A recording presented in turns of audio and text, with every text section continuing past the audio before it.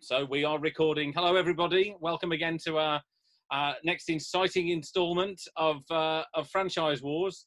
And I use exciting loosely because tonight we get to talk about the Die Hard franchise. Yipee Kai Yay!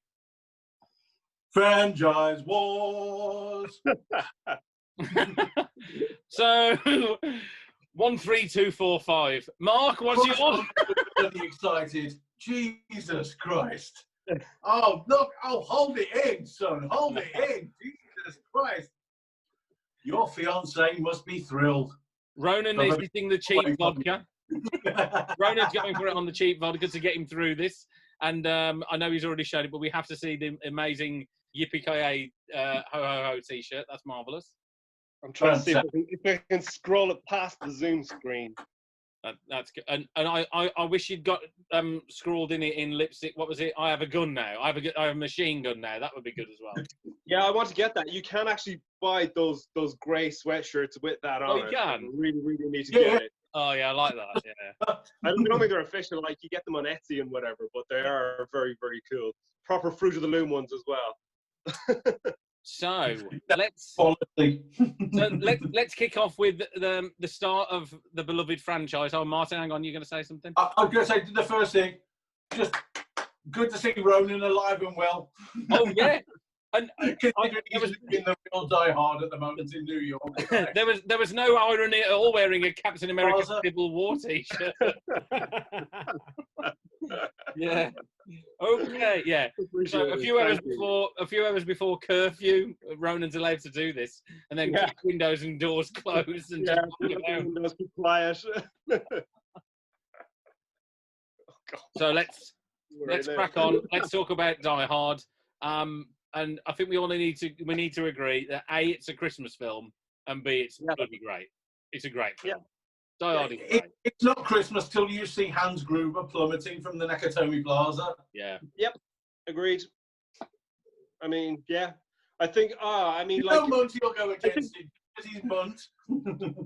I think the only I think an explosion of Christmas. If there was a Christmas explosion, it would be Hans Gruber falling out of Nakatomi Tower at the same time as Noddy Holder yelling, "It's Christmas." Yeah.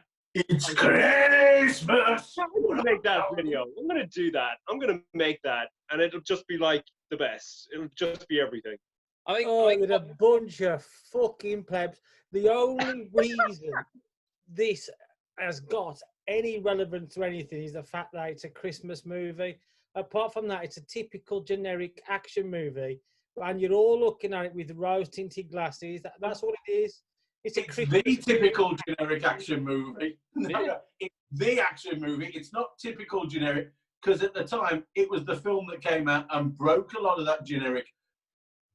First Blood was maybe the forerunner to this, but that first one, it's just they tried to stick an everyman in there. Okay, it's the kind of what America views as the everyman. Like it's not the same as America cast Mark Wahlberg as an everyman in movies. I mean, Jesus Christ. That's an interesting point, Martin, because I know our last episode I was talking about ranking or grading films in terms of how many Team Americas, and actually compared to the likes of Rambo, Die Hard wouldn't, because America is, I don't think, ever shown as infallible as it is especially in the Transformers movies, and I guess to a lesser extent in the Rambo movies. But especially in the first one, the whole reason they can pull the heist off is because the predictability of the FBI. It doesn't show them in a relentlessly rose-tinted glasses light. So, and I think that's what made it break the cycle that you're talking about. It wasn't as Team America. I don't think it would score any Team Americas if you were scoring it as such. I think for me, what really holds this film up actually isn't John McClane and Bruce Willis's turn, which I agree could be deemed as a generic action film, a bloody great generic action film. I just want to get that in there. Alan Rickman is a perfect bad guy. Oh yeah, faultless. He steals the whole thing from beginning to end. He's faultless. And actually, because of how good he is, you skip over a lot of the crap. The guy from Ghostbusters who plays the same person, the coke-addled advertising executive who tries to do a deal, the really crappy European bad guys, you know, the stereotypical black limo driver who's, you know, you couldn't make that on June the 3rd, 2020, because it painted black guys in a not so good light. God duty. But Hans Gruber, he's so one of good. the best bad guys. Yeah, one of the best bad guys on film. Because he's so calm, and that's where the menace is. Yeah. It's a load of bollocks. It can't even step on a fucking Lego without no shoes on. So how does it get through the entire film?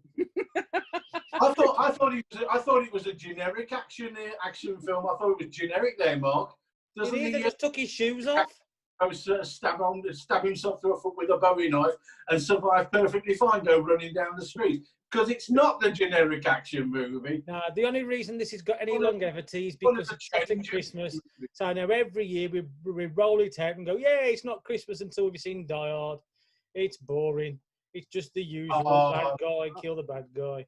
Have you got those all wrote down for you? All the little one-liners.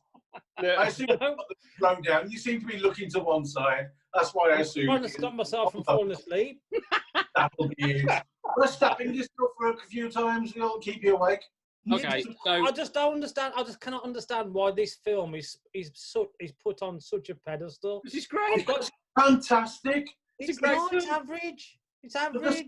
For an action glasses. It's near perfect of the style that it is. No, it's not. It's just. It really is. Hey, look at me, I'm ace. It's crap. Now. Oh dear, he's gone mental again. Now, the issue, as great as one was, I saw Die Hard 2, Die Hard. Well, firstly, the titles of the films are ridiculous. So can we just do 1, 2, 3, 4, 5? Let's just get that out of the way now. I mean, it's ridiculous. So Die Hard 2 is ridiculous. Die Harder. Yeah, is a parody of the first one. They even use. It's not a parody. It's a version. It's another version of the same thing. No, it's a cash grab. Like it. It's a blatant, absolute fucking cash grab. That's all the film is. Beat for beat, it's exactly the same movie, but with planes. I mean, yes. Now, I have a special affinity for Die Hard 2 because it was the first of the Die Hards that I actually saw. But and I've thought this before, but I was especially thinking it the last time I was watching it. I think it's got the most interesting side characters. I don't know why. I just feel like every side character and every minor character in it has a story. And I like Carmine Lorenzo. What the fuck is his deal? And his brother. I'd love to see like a series of short-ish novels with the backstories or side stories, the spin-offs of these minor characters. Marvin the janitor. Yeah. Fuck, how can you say? Marvin is definitely like a war vet of some description. Like, consider his first meeting with John McClane is that he shoves a gun in his face. He seems relatively chill, and then later becomes besties with him. So it's like Marvin must have seen some shit to be this cool, because I wouldn't be that fucking cool about it. So Marvin has a story, and I want to know about Marvin's story. And then you've got the reception lady who who's like, I finished my shift in half an hour or whatever it was, and like, what's her deal? Like, a cop is clearly into some shit. He's clearly in the middle of stuff. He's got business going on. He's very, very busy, and she's like, you know, you want to get a drink or whatever, and it's like, well, firstly, you know, why did she see the ring, and was she ignoring it? Because generally, if you're looking at perspectives when you reach a certain age, that's what you look at. But she just didn't. So is that just her deal? So I think she's an interesting story. Then Esperanza is a story. Colonel Stewart is a story. And I just think the side characters are more fascinating in Die Hard 2. Really? Like, after That's not the nice little, twist. The first Die Hard, you know John McClane well enough. You know his deal. You know what he's like. But I just think the side characters in Die Hard 2 just do such random shit and have such oddities about them. I want to know more. From the red wrap tape to the blue wrap tape and everything on the ammo, just little things just work really nicely. I think the trouble for me, you'd got such a great, obvious, brilliant villain. Hans Gruber was so great. I thought that Stewart and Grant and is it Esperanza? I can't remember it. Yeah, I think because you've got three of them, and it's sort of they're watered down, you know, even to a point where you see Colonel Stewart, for some bizarre reason at the beginning of the film, naked practicing karate, and you think, oh right, why? And then, that's how you practice karate. And then at the end, so you think, oh, you think McClane's going to get an absolute bee sting, and he sort of doesn't, and you go, well, what was the point of that? And John Amos as Grant, you sort of think, oh, here we go, this is going to be really good. And it's sort of quite it's not a great exit. You're expecting more. He's such a good character. Yeah. And then, to be fair though, the whole thing with Bruce Willis in Die Hard generally, he survives a lot on luck. I mean, throughout the movie, really, through every single one. He's not always the best guy, but he's the guy who tries hard and survives on a bit of luck.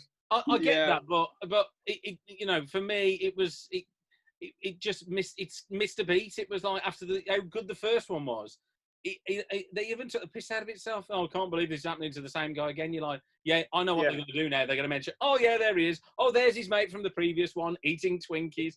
It was, oh my goodness me, every single, they had to shoehorn everything in and then and then to, I'd have name of the franchise. I'd have coped with that had they not left us with three frankly piss poor bad guys. They just. And this is what I was saying about Die Hard 2 being a blatant cash-in, because the first one is an accidental hero, and that's what he is, and that's why it works. And then the second one is, what the fuck are we going to do now? I know, let's just throw everything at it, and people will go. So, and that's exactly what they did. They just forgot about the story. The story is weak as piss. But it does have some of the best deaths. I think was it Grant who went into the airplane engine? That was fucking cool. That was the first time I'd ever seen anything like that. And I think I was 10 when I saw Die Hard 2.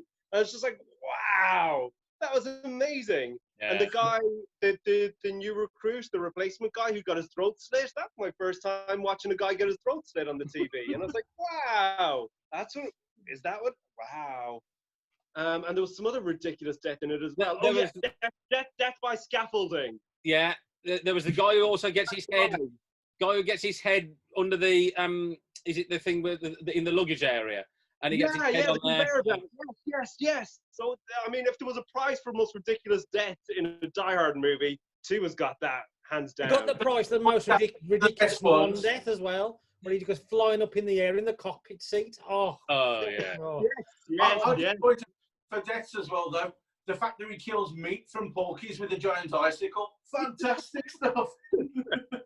But I think, and as well as that, like the goons in Die Hard 2, like I mean, I don't know if you saw, I shared it on Facebook, like where I stopped it when I was last watching it, and where it started playing when I went to watch it this time. And I just was looking at that the other day. I was like, man, that is one hell of a lot of now well-known actors who were completely. Isn't it John Leguizamo as well as one of the guys? Yeah. You got Mark Boone Jr., you got Jason Patrick, you got John Leguizamo, and there was that's a Porkies. What's his name? I can't remember his name.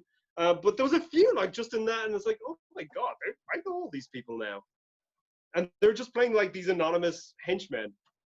See, I have to watch Die Hard 2 with matchsticks in my eyes, because it's just so all these side characters and all these people, I just don't take much notice. It's just painful to watch, and that brings me lovely on to 3, because the way I look at this now is for me, for the Die Hard franchise, it starts with 1 and then goes straight to 3 and then stops.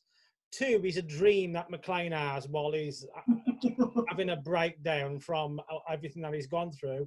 And 3 is the proper natural sequel to the first one. Yeah. And Die Hard 2 could easily not exist, a bit like Rocky 3 and 4 and 5. Yeah, once again, I think you're completely mental. Nah. I do think you're absolutely mental there. No, you need to, because they do it. 2 is where they actually do, hey, we're going to make franchise out of this. And they do every obvious franchise move in the book. Every single obvious franchise move. They cram them all there into 2. So you can have 3 afterwards where you don't have to have all the obvious franchise moves in there instead. 3, they actually take from, what was it, a book Simon Says, and like transfer that instead and make that a fantastic movie. I love Samuel L. Jackson in it is absolutely wonderful. I love him in that. When they come up first off, when they've got him out in the sign and everything out in the streets. Oh, there's a film you couldn't make today. Absolutely not. That's exactly what I was thinking when I was watching it. It's like, God, you couldn't do that now. You couldn't even make a joke about Die Hard 3 today. No way. Not that opening scene. No way. No. But it's weird, and like the first film, I think in particular, really drives home the fact that McClane is a New York cop, and then 3 is actually the first film that's actually set in New York. He's on his home ground, so that's a new perspective. And then, like for me, living in New York now, oh man, it's weird. Whenever it's like a hot, muggy day, I automatically think of that opening song in Die Hard 3, the Love and Spoonful. Yeah. Somewhere in the city. I have that in my head when I used to work in Manhattan, and I'd be walking through the city on a hot, muggy, damp summer morning, and I would have that song in my head, which is really bad because that essentially means that I associate a summer morning in New York with terrorism. I'm just feeling it from a film that I saw 20 fucking years ago. You probably have been wearing that sandwich board though, and just your underwear at the time. I mean, that was probably a bad choice. But then it was weird when everything started going quiet and places were getting shut down because of coronavirus. And I was walking in my own neighborhood, and it reminded me of the scene in Die Hard 3 where the kid like robs whatever food and it's like, there's not a cop around here for miles. I was like, because everyone's distracted elsewhere, and probably the same would apply right now. They're all focused on the protest. So yeah, it's weird. It's weird. I think again, like the first one, I think John McClane is okay. He's he's Bruce Willis doing John McClane, which is okay, and New York cop. Samuel L. Jackson in a scene stealing opportunity as well. He at that time it was, let's put Samuel L. Jackson in anything and he makes it better. And then he went into Star Wars, and we've talked about Star Wars. And then Jimmy made that better. Jeremy Irons suddenly pops up and does a great performance as the bad guy. Yeah, I think he did great. Let them look at how the hell are we going to replace Gruber? How the hell are we going to replace Rickman? What are we going to do? We need a really strong Shakespearean-style British actor again to come in and do it, and that's what they went and got. Yeah, that's what they went. For me, 3 is a faultless sequel. It's a perfect sequel to the first one. I think there is nothing wrong with 3. I could watch it as a standalone movie at any time, and I don't feel like I need to watch any other ones of the franchise. I get that. I like 3. I think you forget a little bit about his backstory. You forget a little bit, and it's just action film, cop. It's him doing some of his stuff. It's wildly outrageous. The subway scene in particular is ridiculous. It's fun. It's great. They try to recapture that with 4.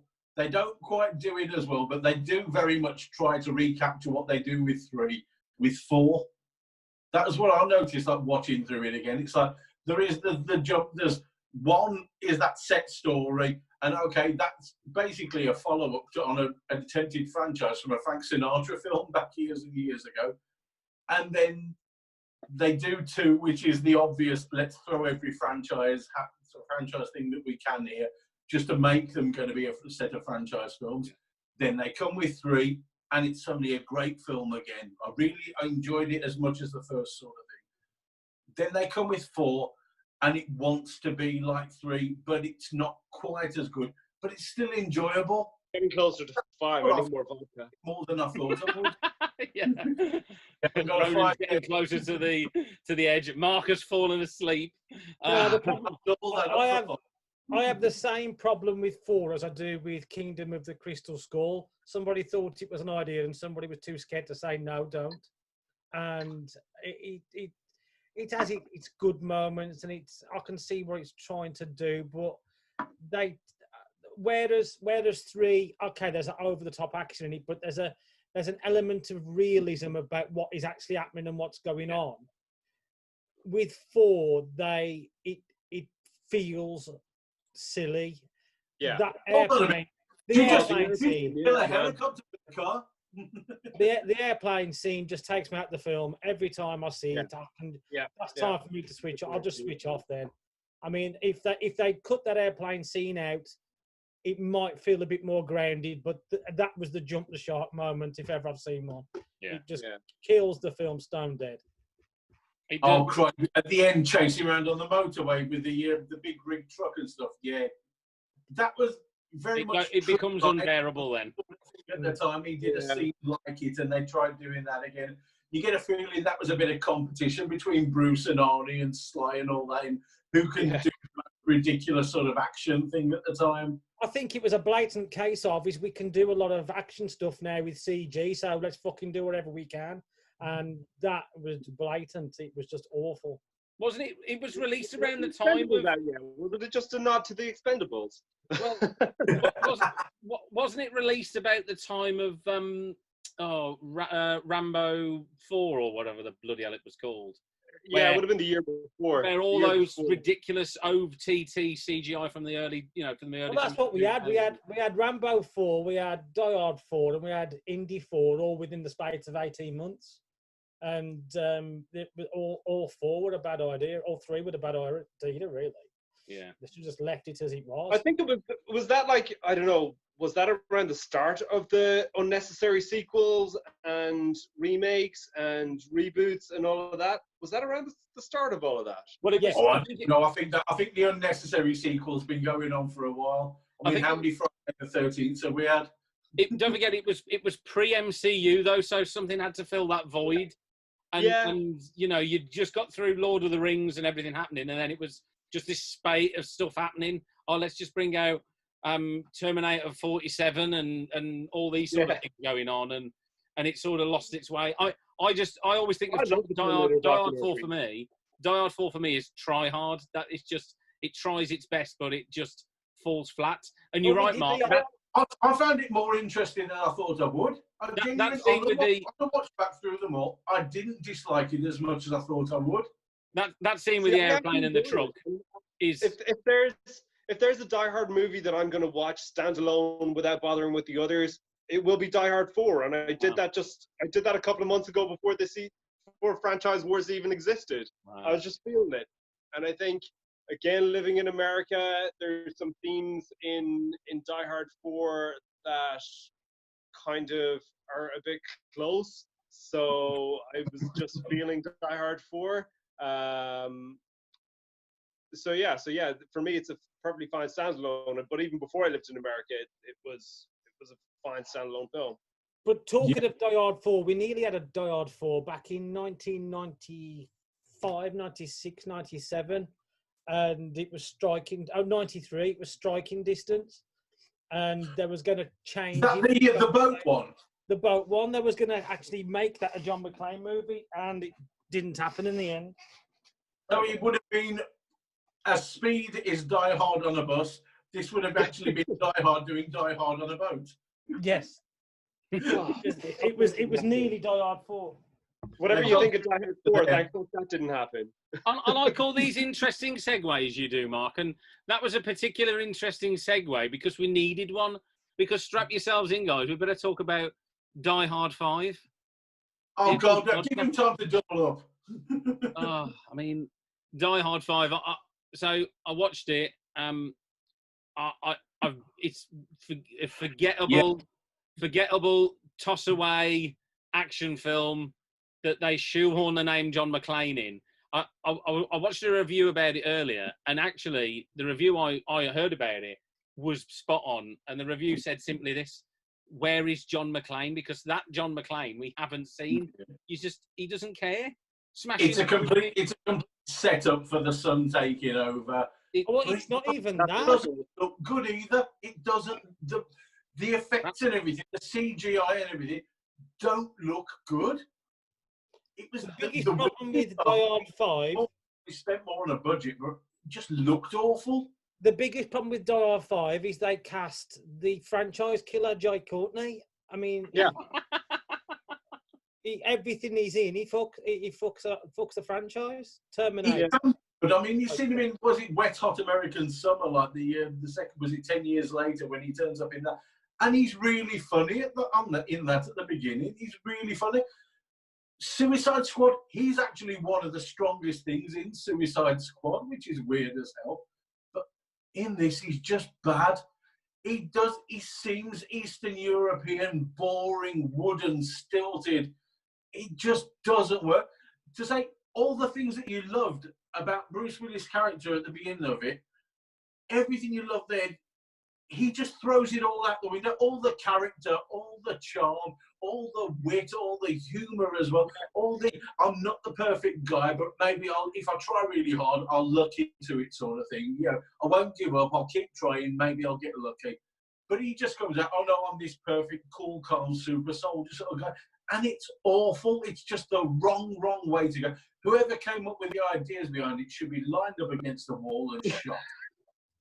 The biggest problem you've got with it is not only is he not John McClane, but he's also the premise of the Die Hard movie from the first one is that he's an accidental hero, and he's no longer an accidental hero. He's now the hero we call upon to help us in Russia, and I just go, what the fuck was that? He's turned into James Bond. He wasn't called upon to help in Russia. He just kind of went willingly. Yeah. Whereas in the first film, he was unwilling. In 5, he was willing. He was like, of course this is what I'll do. My son, who works for the CIA, I should go help him. I was like, do you remember the last one of these we did? And we said it was like a film was written. We talked about Rambo 5, didn't we? Was it Rambo 5 or 28 or whatever it was? We said Rambo 5 was written, and then they shoved the name Rambo in, and we all said, and Mark, I think you said you liked it, but it didn't feel like a Rambo film. I feel like this about Die Hard 5. It was like they wrote it for something else and went, should we just call it John McClane? There's just no care. It's just, there's no empathy. You sort of think, I don't care. And it's so boring. It's like they got the script for the blockbuster and the mockbuster mixed up. Yeah, this would be perfect. That's what they did. This would have been perfect. Probably made the proper Die Hard 5 somewhere. I need to go through the Asylum's films looking for the real Die Hard 5. I really thought when you were watching, you're thinking, Ronan's going to be rating this in poos in about 2 weeks, and this just didn't feel like a Die Hard film. I mean, it also Bruce Willis's performance. He didn't phone it in. He fucking WhatsApp messengered it in. Yeah. Is that bad? But I mean, I think as Mark said at the start, like they were trying to the intention was to reboot the franchise, but the thing with the Die Hard franchise, whether Mark agrees with this bit or not, is that it started off really strong. That's why it lasted as a franchise. Yeah. If this is a reboot, it's got to start equally as strong, and it didn't. It was awful. Still on its own. And that's not how you soft reboot anything. It's not how you continue anything. It's how you kill something on its ass. Yeah. And that's what they did. Did anybody else feel like it was very dark visually from beginning to end as well? Yeah, it was like in Clerks, where they had to only film at night because it was so shit nobody would give them permission to film it. So they had to do it at night. I made that up. I just felt like I was either falling asleep or it was a dark movie. The whole CGI looks bad. everything looks fake and looks bad. It slows down, it speeds up. It doesn't do Die Hard style. It completely tries to use the style of things like Taken and stuff like that. You know, it's trying to rip off the style of other things, and it doesn't look like a Die Hard movie. It doesn't have the actors that like a Die Hard movie. It doesn't even use the characters that you'd have in a Die Hard movie. Are you guys familiar with Neil Breen? Neil Breen. Neil Breen. He's a director. He's a favorite in bad movie circles. Look him up and compare and contrast with Die Hard 5. Neil Breen should have directed Die Hard 5, and then it would have been shit. But my God, it would have been interesting. I mean, talking of shit movies, you're right. This did feel like Asylum ripping off Die Hard, didn't it? Really? Yeah. Much as I found really the last Indiana Jones movie, I thought it was like a TV movie version of Indiana Jones. This was kind of the same. This was the TV. You say many times the previous Netflix sort of movies, how they felt like a cheaper TV movie sort of version of movies, until now when they're actually turning out good stuff. But this felt like that. It felt like the cheap copy version of a film. It was like this would be on Channel 5 at 8 o'clock, and now tonight's big budget movie on 5, Die Hard 5. It felt like that. You could watch it as like a blow up, pew pew, bang bang sort of, explodey sort of thing, and it'll just be a bit of sort of eye candy, and that's all right. As soon as you put Die Hard to it, it's just this dies hard. I mean, we talked about the sequels. I mean, we said, like, I don't think 2's great, 3's brilliant, 4 is hard work, but 5 falls into the category of sequels of Jaws: The Revenge. Yeah, that's how bad it is. It just goes right. Yeah, drops right off.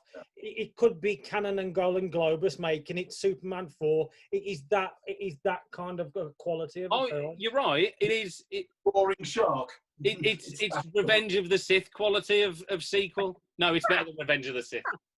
It's better than Revenge of the Sith. Guys, I'm just gonna on that note, just put a pause. Here's a pause, and we'll brief pause, a re-invite, and we'll go to part 2. Okay. Okay. Look, it's the Hans Gruber. So, Mark, I think you're right. I think it did fall very, very flat and very hard. If Die Hard 4 was try hard, this was don't bother. This really is an appalling film for me. It's dreadful. Even Bruce Willis was taking the piss out of it in the press junket. He was like, "Isn't this a stupid name for a film? A Good Day to Die Hard. Isn't this silly? What's with this? It sounds like we're going for a picnic or something. Come on." So even he was embarrassed by it. I think was it the one show he was on in the UK where he particularly laid into it, and I think maybe he'd just been on the press junket for so long he'd run out of patience. But he really laid into it. And yeah, so even Bruce Willis at this point, I think he knew what he was doing. He was collecting a check. Oh, very much. Very much. He was collecting a check and coordinating the hard. So, in summary then, I think we can agree 1 is great, and I know you're not that keen on it, Mark, but in that case, you don't count, because 1 is a brilliant... I wasn't keen on it. It's an okay movie. It is what it is. It's overrated, and people look at it through rose-tinted glasses. 3 is a superior movie to 1. So I mean, I've watched them all. I watched them all last week for it, and I still disagree with you. I think you've been dropped on your head as a child. It's rose-tinted glasses. It really is. It's just an average, mediocre. If you don't trust me, we'll see that Mark has been dropped on list. See what they read. See, just have a look for a few film reviews. See what they think. Just if you don't trust me, honestly. Hang on a second, Martin. I think we've established over the hang on. I think we've established over the period of the last few weeks that I don't give one flying fuck what anybody else thinks. So why on earth? Why am I going to go read what other people say about a movie to change my mind, right? If I think it's shit and not good enough, it's shit and not good enough. Simple as that. And it's shit and not good enough. It's very true. And we've also discovered over the period of the last few months, years, decades, Christ, you talk some shit. Jesus Christ, you talk some shit. But I've said this before. When people Die Hard overrated, Die Hard not that good. when they make movies, every critic, everyone who watches it has got it wrong. It's just he's got it right. I've always been of the opinion that when they make a movie, they should be making it specifically for me and do all the things that I like in a movie and hit all the beats. The excuse when they say you are not the target audience is a fucking cop-out for every movie and TV maker. I am the target audience and they should make everything for me. They don't, and therefore they're not good. It's not good enough. I can't see a problem with that. Just to turn around and say, well, you're not the target audience is a cop-out. For more gems like this. Right? Love Island is a pile of fucking shit. We all agree. And the reason why it's a pile of shit is because it's not directed and targeted at me. It's not made for me, because if it was made for me to watch, it'd be fucking brilliant. For more gems like this, follow us and subscribe to our YouTube channel to see Mark come out with some whoppers. And if you think Martin paints himself in glory, listen to who he'd put in a remake of Ghostbusters. I know.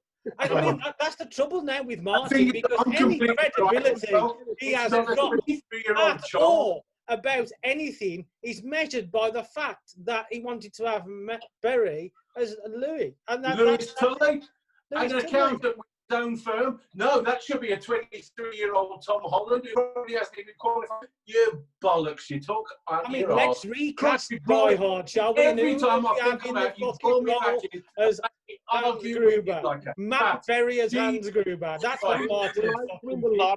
When I win the lottery, I'm going to give half of it to Mark and half of it to Martin. And they can set up their own production companies, because I just want to see what happens. So I'll tell you what won't happen. We won't remake Jaws with fucking Matt Berry in it. No. We'd remake Jaws with Quentin Tarantino. Oh, dear. So, how do we make the Avengers with Matt Berry playing everyone? Would make an ace Thor. Die Hard. I'll kick it off. I'm gonna go. My rankings for Die Hard are as follows. So we'll start this off. I've gone 1, 3, then 2, and Mark, I get the rose-tinted glasses bit. I'd got rose-tinted glasses for 2, and I watched it and went, oh, it's a bit pants, actually. Then 4, and 5 is an abomination. So 1, 2, 4, 5 for me. That's where I'd see it. That's my top 5. Go on, then, Mark. You're wrong, but go on. Mine's 3, then 1, then 4, then 2, then 5. Sorry, can you repeat that? Say that again. Can you say that again?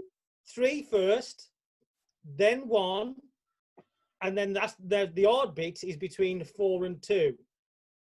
Purely from the fact that 2 is a parody, I'm picking 4. So 4 is third, then 2, and then 5.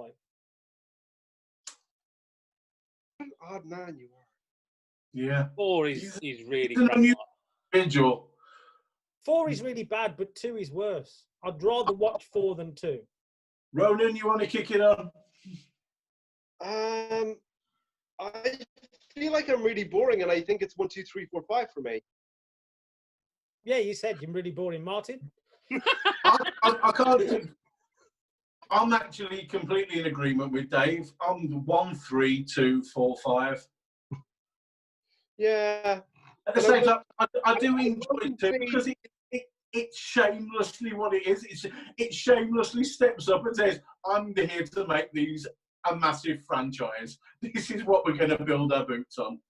Yeah, but I mean, I think, you know, I said earlier on, like, Die Hard 2 was the first one I saw, so that was kind of my introduction to the franchise. So that's probably my rose-tinted glasses. That's probably why I rated that again.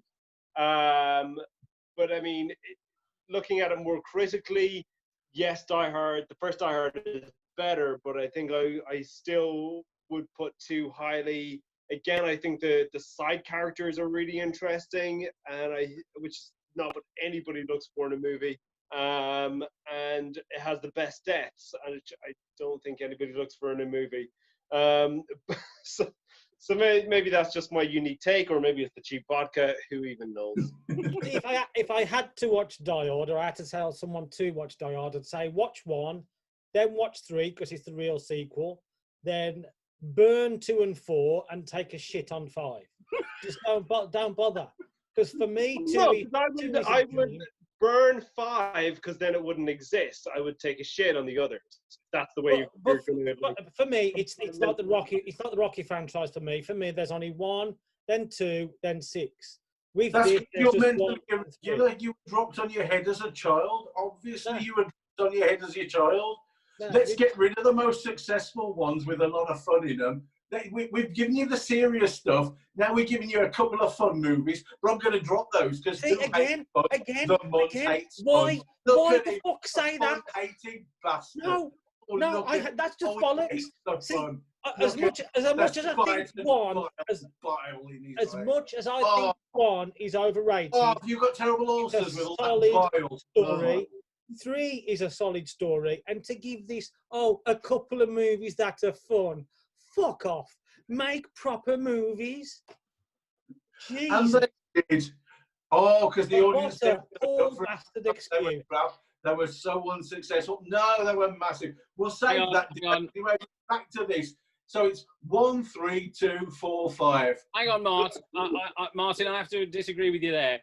Box office does not good movie make. So no, you can't it doesn't make shit movie either. Hang on, whoa. We talked Transformers Age of Extinction, which took $1 billion. That was a dreadful... Are we trying to do the Rocky argument now? No. Fucking Age of Extinction is far fucking better than 2, 4, and 5. No, but you were saying, oh yeah, they must be good because people paid and it put bums on seats. That does what have I just said? I said they were fun movies. 2 movies were serious, then they gave you 2 fun movies. Those 2 fun movies brought in a hell of a big audience as well because people wanted some fun. They didn't all have to be that dark. If I want some fun, I'll come to a fucking hooker and go and fucking watch that shit. Christ, poor excuse again. Die Hard again, review. Another poor excuse. We're going to make a pile of shit, but it'll be fun. What a load of wank. You have a meltdown again, Jesus. I don't need to have a meltdown. It's just true. That's just to turn around and say, well, we'll make a couple of serious movies and we'll throw a bit of fun in. You do know this is supposed to be about Die Hard. Yeah, and I've just said shit. 2 is shit. 2 is a piss take. 4 is hard work, and then they fucking put an F1 jet in the middle of a fucking motorway and they expect to take the film seriously. I wish they'd done that. It's an accidental hero movie. It's believable. 3 is a terrorist movie, and what happens is believable. 2 is a piss take. 4 is criminal, and 5, I wouldn't even wipe my arse with the tape off a video off it. It's crap. Well, it's an intriguing take. There's no reason to have ever for anybody when you look at Die Hard to watch any other films than 1 and 3. Miss out 2, don't need to watch it. Miss out 4 and 5, don't waste your life. And if you want a bit of fun, go and do something else. Because watching 2, watching 4, and watching 5 isn't fun. It is fucking painful. I'm going to watch 2 and live tweet it. I'm going to go and watch 2 and 4 now, just for the hell of it. Yeah. I might put 5 on because I'm really fucking tired and I want to go to sleep. Last week, when I watched these from 1 through to 5, and 1 through to 4, I enjoyed all of them. I had a good time watching those. 5, not so much, but 1, 2, 3, 4, I did actually enjoy it. 4, I enjoyed a lot more than I thought I would. Yes, it gets ridiculous. Yes, it blows its own chance, everything. You can see what they were trying to do. They were trying to make a number 3 again, but they didn't. They went out and extended out into that ridiculous, plain big rig truck scene. But cutting some of it down, it was a lot of fun. I still watched that and just enjoyed it. I think with 5, and I think it was David, I was telling you before we started recording, like I went to see 5 in a cinema, and I went and I got really drunk afterwards just to forget it. And then when I was rewatching it for this, which is the first time I've watched it since then, Sorry. I was surprised by. Well, I wasn't surprised, but like there was when I was watching it, I was like, I remember this. I remember this. Did this happen? Did I see this before? Like I was impressed by how much I had managed to forget by getting so drunk after I'd seen it in the cinema. So I mean, I don't want to endorse drinking, but if you want to forget something, doing it immediately afterwards. See, and married man, you can't afford to get that drunk. This one memory will stick, unfortunately. Cheap vodka.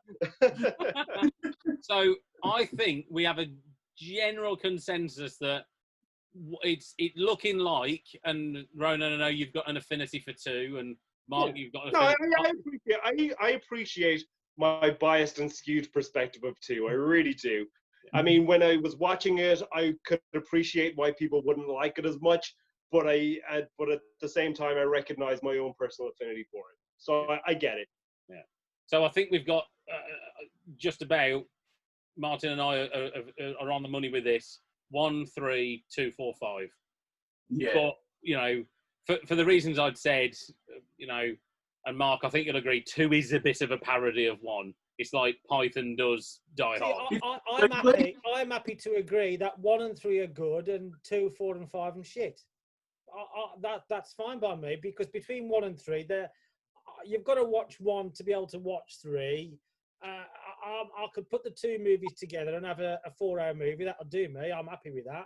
And then throw the rest in. So that's where you are. The rest of us are sort of 1, 2, 3, and 4 were all fun, good movies. I didn't think 4 was fun. Yours is just 1 and 3 are good.